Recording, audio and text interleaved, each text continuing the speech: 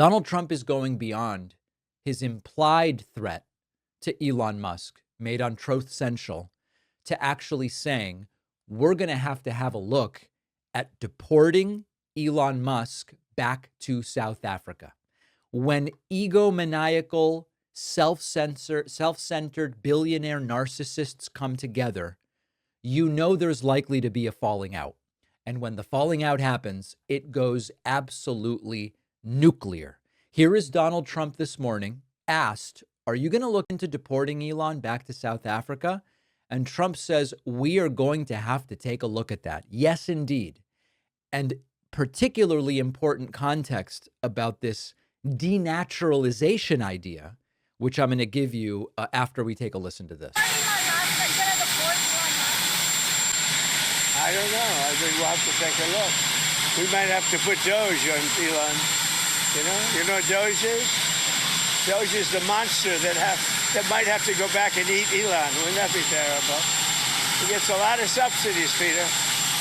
But Elon's very upset that the EV mandate is going to be terminated. And you know what? When you look at it, not everybody wants an electric car. I don't want an electric car. I want to have maybe gasoline, maybe electric, maybe a hybrid. Quite different from, I love Tesla. I love Tesla.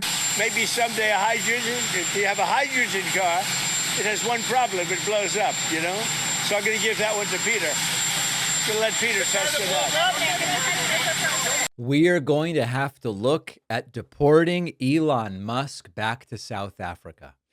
Now, there's several layers to this, all of them very relevant. Layer number one is this is a president of the United States. I know many of us don't like that. Many of us voted for something different, but he is the president. And to have the president saying, we are going to have to look at deporting a citizen back to South Africa. Layer number two is that if you really want to be honest, this deportation wet dream is coming at the end of a personal problem that Trump is having with Musk. But if you go back to the beginning, Elon Musk was working in the United States illegally. You go back to the start of Elon's journey to the United States, coming to America.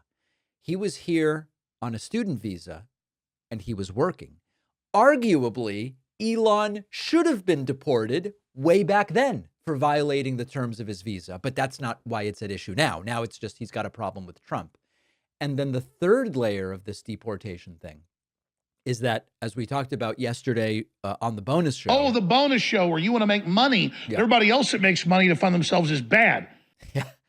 As we talked about yesterday on the bonus show, and as I'm going to talk about later today, the Trump DOJ is they are very aroused by the idea of denaturalization, finding naturalized citizens like me to strip citizenship from and send them back from whence they came. So that's layer three, which is it's not just Elon that they're looking to do this to. So we're going to get back to that a little bit later. Trump asked, what happened to Elon Musk? And he's like, who? But then he says Elon's just upset. What happened to Elon Musk? Who? What happened to Elon Musk? Nothing. He's upset. He's losing his EV mandate, and he's very upset about things. But he could lose a lot more than that. I can tell you right now. Hey. And there is another instance of the threat. Of course, he could lose a lot more than just the mandate, as Donald Trump published to Truth Social and even said during this press event. He could lose his companies. And he could even lose his citizenship here in the United States. Finally, Trump asked about this Alligator Alcatraz idea, an even more brutal prison for illegal immigrants.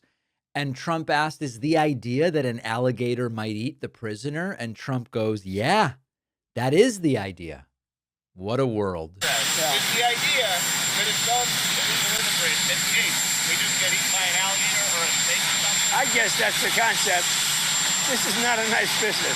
I guess that's the concept. If snakes are fast, but alligators are, but we're going to teach them how to run away from an alligator, okay? If they escape prison, how to run away. Don't run in a straight line. Run like this. And you know what? Your chances go up about 1%. There you go. So Alligator Alcatraz. And of course, I know that it's like so quaint at this point to be like, oh, the Constitution. Certainly would violate the prohibition on cruel and unusual punishment. You know, sometimes you get these people who sort of joke, oh, you know, they got their prison sentence, but they might also get sexually assaulted in prison. And wouldn't that be great as a bonus little punishment? And it's like, no, actually, it's an indictment of our prisons that they're not even able to keep inmates safe necessarily from violence, from sexual assault, et cetera. It's actually very anti-American to say our prisons are so out of control that there are extra punishments because of our inability to keep inmates safe.